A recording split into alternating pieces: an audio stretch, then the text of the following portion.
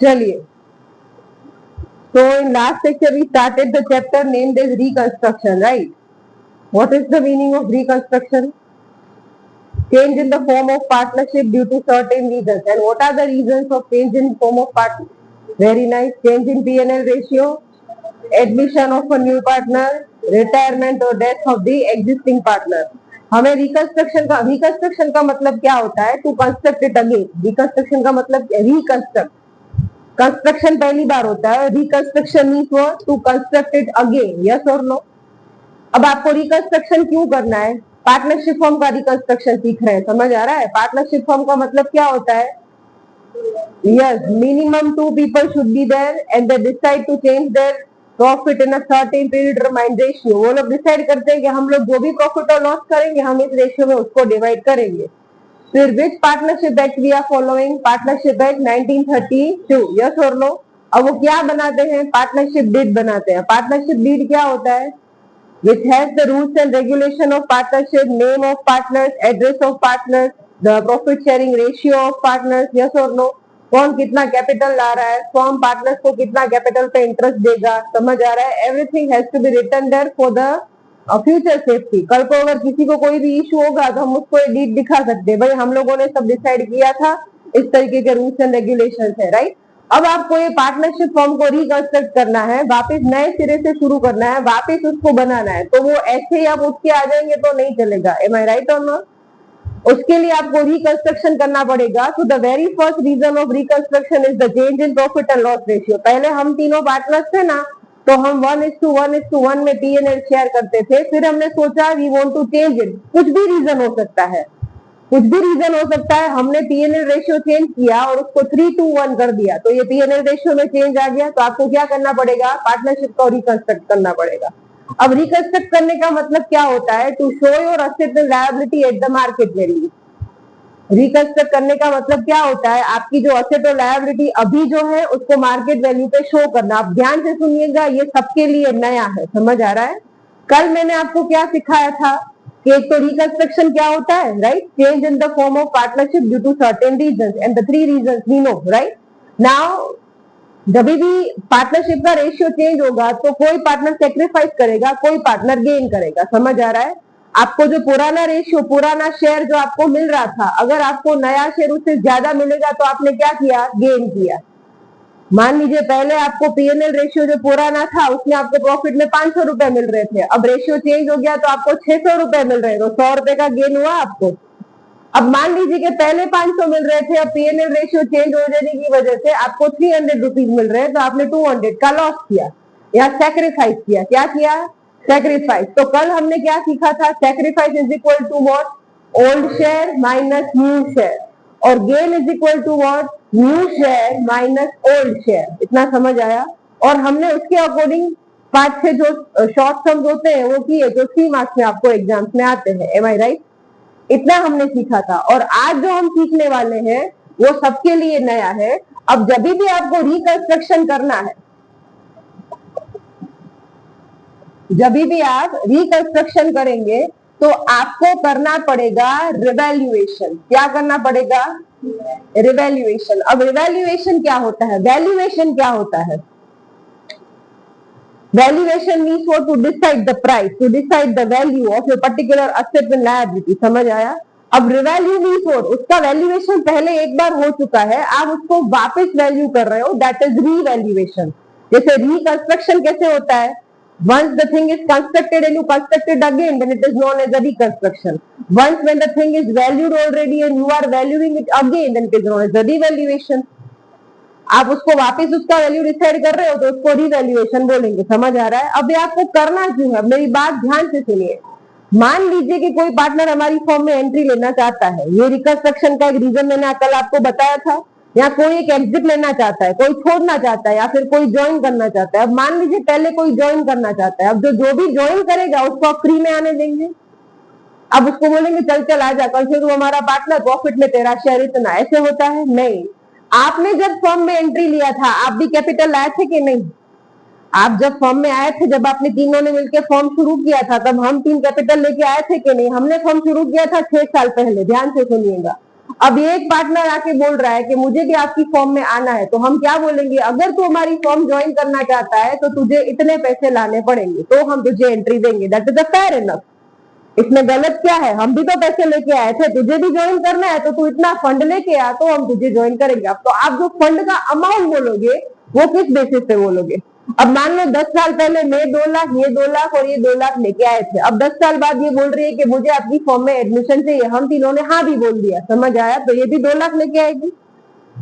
क्यों भाई, आप तो 2-2 लाख लेके आए थे, मुझे क्यों ज्यादा मांग रहे हो? ये रिवैल्यूएशन के बेस पे डिसाइड होगा। भाई हमने फॉर्म 10 साल चलाई है, 10 साल हमने उस पर अपना खून पसीना डाला है।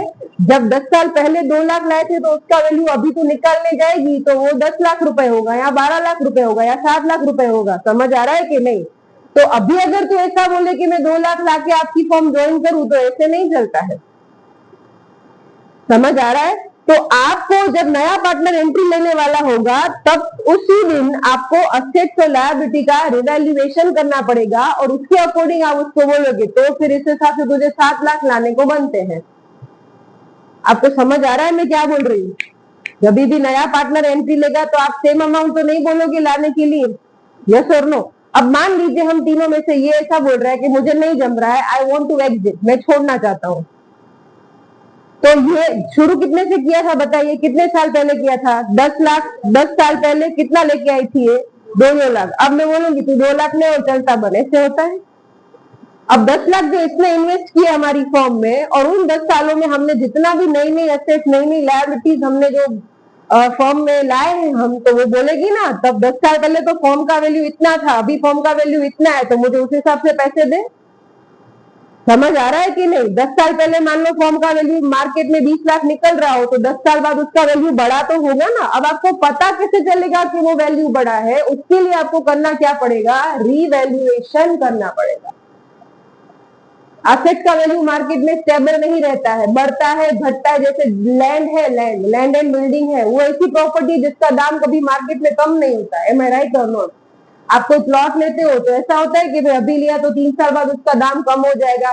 मोस्ट ऑफ द केसेस में कभी ऐसा होता ही नहीं है। समझ आ रहा है? वो दाम बढ़ता जाता है। तो ये बोलेगी ना मैंने भी 10 साल दिए, तो अभी जो मार्केट रेट निकलेगा ना उस हिसाब से तुम लोगों को मुझे पैसे देने पड़ेंगे, तो ही मैं फॉर्म छोड़ूंगी, वरना क्यों छोड़ू?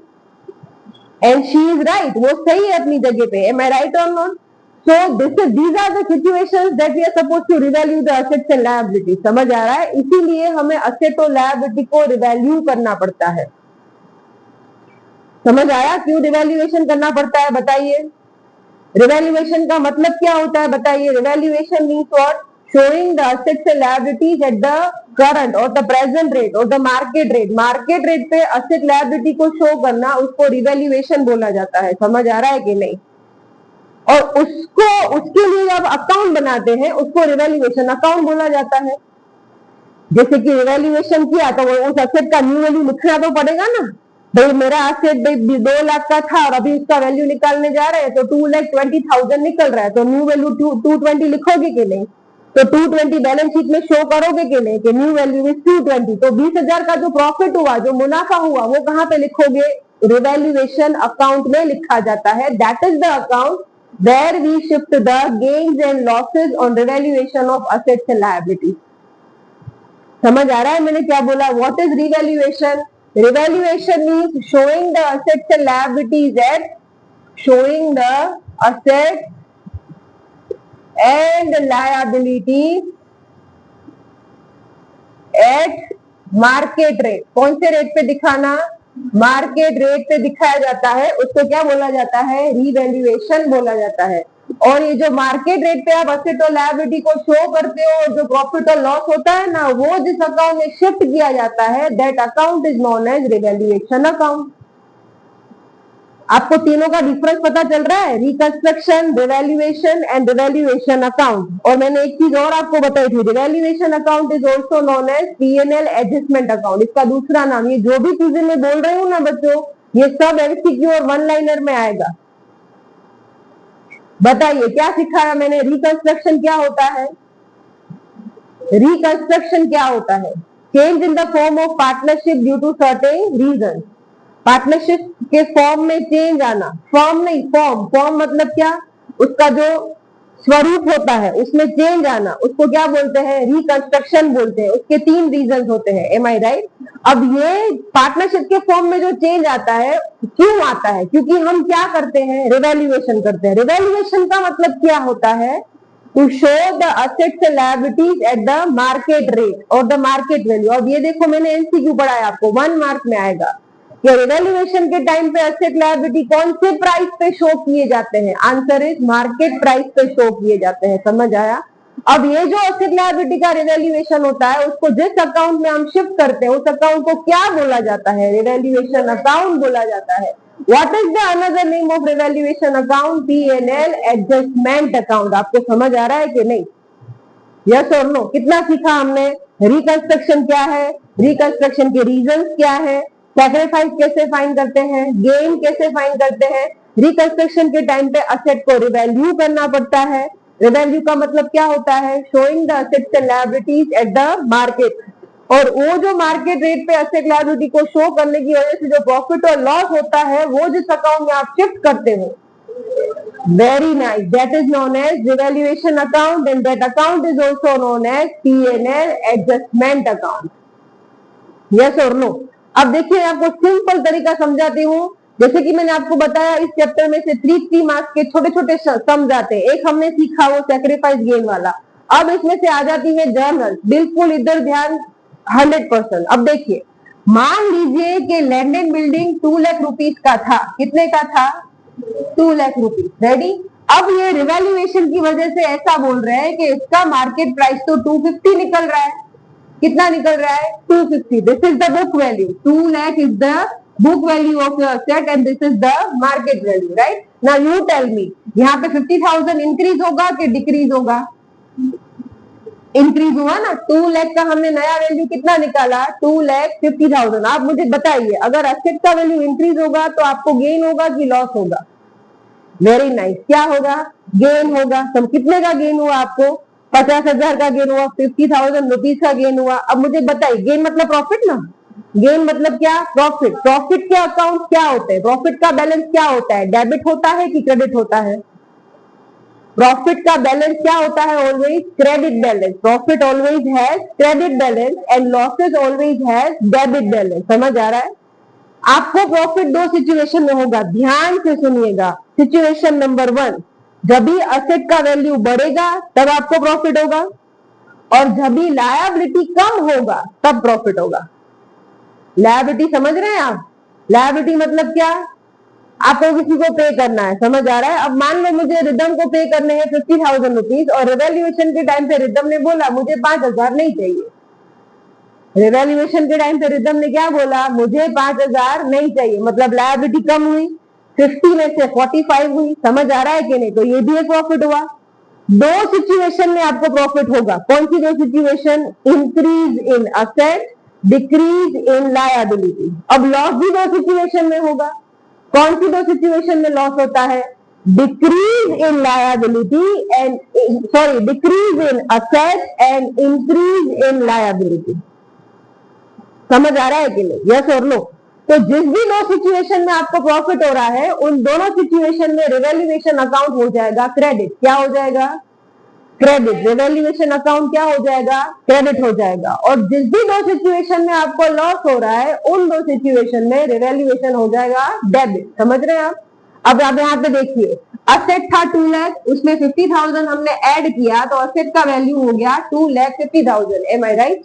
यस और नो? अब मान लो मुझे इसका जर्नल लगाना है, तो हम जर्नल कैसे लगाएंगे?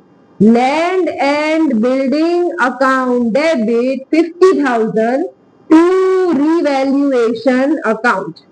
रिवैल्यूएशन अकाउंट क्या हो गया? क्रेडिट हो गया। 50,000 से क्रेडिट हो गया। समझ आया आपको? यस और नो? प्रॉफिट क्या? जब भी आपको प्रॉफिट होगा तब रिवैल्यूएशन क्या हो जाएगा? क्रेडिट। और जब भी आपको लॉस हो जाएगा तो रिवैल्यूएशन क्या हो जाएगा? डेबिट। आपको रियल अकाउंट का रूल आता है? नॉमिनल अकाउंट का रूल आता है? पर्सनल, रियल, नॉमिनल सिखाया था या नहीं मैंने डे 1 पे? क्या है पर्सनल का rule? Debit the receiver, credit the giver. Real का क्या है? Debit what comes in, credit what goes out. और नॉमिनल का क्या है? Expenses and losses are debited, Incomes and profits are credited. This is the profit. Yes or no? Profit of 50,000 and profits are always credited. Losses are always debited. समझ आ रहा है कि नहीं? Yes or no? चलिए let's have another example. अब मान लीजिए आपका जो फर्नीचर है उसका वैल्यू पहले 50,000 था, अब उसका न्यू वैल्यू 42,000 है। अब बताइए यहाँ पे 8,000 इंक्रीज हुआ या डिक्रीज हुआ? अब बताइए डिक्रीज होगा तो प्रॉफिट होगा कि लॉस होगा? असेट, असेट डिक्रीज हो रहा है। असेट समझ रहे हैं ना, ये जो फर्नीचर है वो क्या है, असेट है कि लायबिलिटी है? असेट है, राइट। वो 50 में से 42 हो गया, मतलब 8,000 डिक्रीज हुआ। असेट डिक्रीज हुआ तो प्रॉफिट होगा कि लॉस? वेरी नाइस, क्या होगा? लॉस। और लॉस होगा तो रिवैल्यूएशन क्या हो जाएगा? डेबिट हो जाएगा। तो देखिए अगर आपको इसका जर्नल लगाना है तो आप क्या लगाएंगे? Revaluation account debit, how much? 8,000 to furniture account. आपको ना बच्चों चिंता किसकी करनी है? सिर्फ रिवैल्यूएशन अकाउंट की। वो डेबिट होगा कि क्रेडिट? आप अगर आपको इतना पता चल जाता है तो क्रॉस एंट्री तो असेट के नाम से, लायबिलिटी के नाम से ही आएगी। यहाँ पे आपने समझा इंक्रीज हो रहा है मतलब प्रॉफिट हुआ, तो आपने रिवैल्यूएशन को क्या किया? क्रेडिट। यहाँ पे आपने समझा कि लॉस हुआ तो आपने रिवैल्यूएशन को क्या किया? डेबिट। ऑपोजिट एंट्री किसका लगाया? क्या इंक्रीज हुआ? लैंड एंड बिल्डिंग, तो वो क्या हो गया? डेबिट। यहाँ पे ऑपोजिट एंट्री क्या लगाया? क्या डिक्रीज हुआ? फर्नीचर, तो क्रॉस एंट्री उसका आ गया। समझ आ रहा है? यस और no? Let's have another example. चलिए मान लीजिए आपके क्रेडिटर्स, बताइए क्रेडिटर्स असेट होते हैं कि लायबिलिटी होते हैं? Sorry, creditors are liability, debtors are asset. Yes or no? Debtors are considered as current asset and creditors are considered as current liability. Debtors, फिर bills receivable, stock, cash, bank, ये सारी current assets है। समझ आया? फिर creditors, bills payable, bank overdraft, outstanding expenses, ये सारी liabilities है। समझ आ रहा है कि नहीं? अब मान लीजिए आपके क्रेडिटर्स पहले 20,000 के थे। कितने के थे? 20,000। अब वो ऐसा बोल रहे हैं कि मुझे तो 18,000 दे दे, चलेगा। रिवैल्यूएशन के टाइम पे उसने क्या बोला? 2,000 मुझे नहीं चाहिए। समझ आया? तो यहाँ पे 2,000 इंक्रीज हुआ कि डिक्रीज हुआ? रेडी? समझ आया? अब मुझे बताइए लायबिलिटी डिक्रीज हुआ है, लायबिलिटी क्या हुआ है? डिक्रीज। तो प्रॉफिट, वेरी नाइस, प्रॉफिट हुआ कि लॉस? प्रॉफिट हुआ। समझ आ रहा है? असेट इंक्रीज होगा तो प्रॉफिट होगा और लायबिलिटी, समझने वाली बात है ना। आपको प्रॉफिट कब होगा? जब आपकी असेट का वैल्यू बढ़ेगा या फिर आपका मार्केट लायबिलिटी कम होगा, दोनों सिचुएशन में प्रॉफिट होगा। समझ आ रहा है कि नहीं? तो लायबिलिटी क्या हुआ? डिक्रीज। डिक्रीज हुआ तो प्रॉफिट होगा कि लॉस?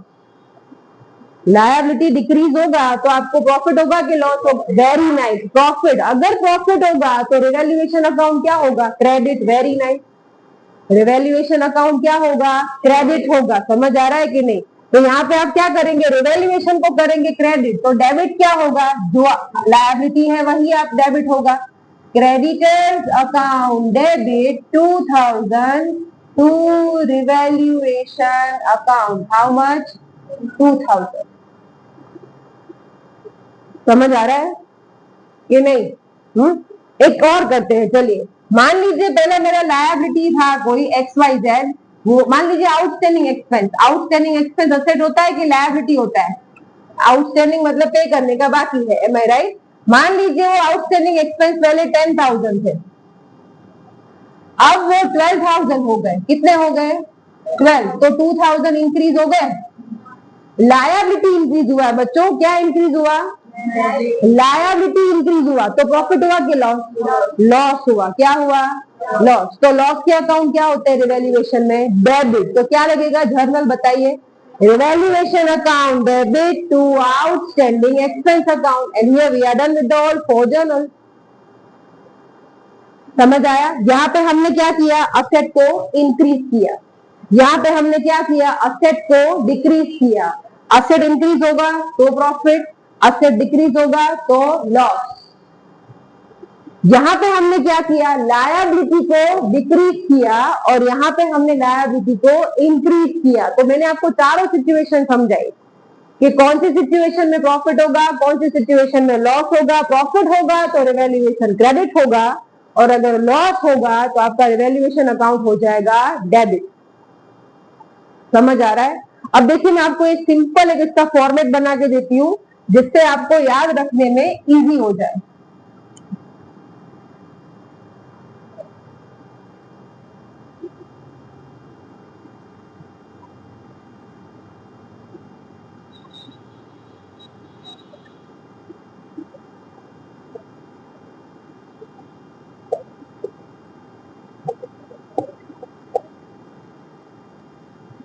इधर देखिए मैं लिख रही हूं, आप मुझे बताइए असेट इंक्रीज होगा तो यहाँ पे हमें इफेक्ट लगाना है कि इसका इफेक्ट रिवैल्यूएशन अकाउंट में क्या होगा। समझ आ रहा है?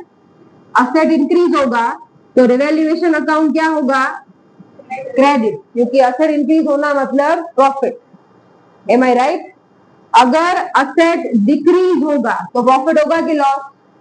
लॉस होगा। असेट कम हो जाएगा तो क्या हो जाएगा? लॉस। और अगर लॉस होगा तो रिवैल्यूएशन क्या होगा? Very good. तो चलिए ये रिवैल्यूएशन डेबिट हो गया। अब हम बात करेंगे लायबिलिटी का। लायबिलिटी मान लो इंक्रीज हो गया, अरे पहले 10 देने थे अब तो 12,000 देने पड़ेंगे, तो प्रॉफिट होगा कि लॉस होगा? Very nice. तो लॉस होगा तो रिवैल्यूएशन क्या हो जाएगा? डेबिट हो जाएगा। पहले 12 देने थे अब वो 7,000 में मान जा रहा है। समझ आ रहा है? तो प्रॉफिट हो गया। लायबिलिटी क्या हो गया आपका? डिक्रीज हो गया। और लायबिलिटी डिक्रीज होगा तो रिवैल्यूएशन हो जाएगा क्रेडिट। आपको समझ आ रहा है? असेट इंक्रीज तो रिवैल्यूएशन क्रेडिट, लायबिलिटी डिक्रीज तो revaluation credit. In short cross में काम करते हैं, ज्यादा दिमाग मत लगाइए, रट्टा लगाने का जरूरत नहीं, रट्टा लगाने से बिल्कुल नहीं आएगा। समझ आ रहा है? और ये सोचिए मैडम इंक्रीज मतलब क्रेडिट, डिक्रीज मतलब डेबिट, ऐसे नहीं होता है। समझ आया? मैंने आपको कंसेप्ट समझाया कि कौन सी सिचुएशन में प्रॉफिट होता है, प्रॉफिट होता है तो ही रिवैल्यूएशन क्रेडिट होता है। कौन सी सिचुएशन में लॉस होता है और लॉस होता है तो ही रिवैल्यूएशन डेबिट होता है। तो रट्टा नहीं लगाना है मैडम, इंक्रीज मतलब प्रॉफिट, डिक्रीज मतलब लॉस, ऐसा नहीं है। समझ आ रहा है? यस और नो? पक्का? चलिए ये बताइए कितना सीखा आज आपने? ये सब अभी के अभी याद रह जाना चाहिए। बताइए रिकंस्ट्रक्शन का मतलब क्या होता है? Change in the form of partnership due to certain reasons. What are the reasons? Change in P&L ratio, addition of new partner, retirement or death of existing partner. What we find out in this situation? Sacrifice. Sacrifice is equal to old share minus new share. Gain is equal to उसके बाद हमने सीखा reconstruction के बाद हमने सीखा revaluation. Revaluation means क्या होता है? Very nice, showing the asset and liability at the end for that we prepare an account, that account is known as revaluation account. Revaluation account is also known as P&L adjustment account. समझ आ रहा है? Ready? चलिए तो ये हो गया हमारा रिवैल्यूएशन और उसके लिए हम बनाते हैं रिवैल्यूएशन अकाउंट। और रिवैल्यूएशन अकाउंट काम करता है इस रूल्स पे। These are the rules on basis of which revaluation account works, and this account is also known as P&L adjustment account. Most time PMCQ है बच्चों। समझ आया? Note down.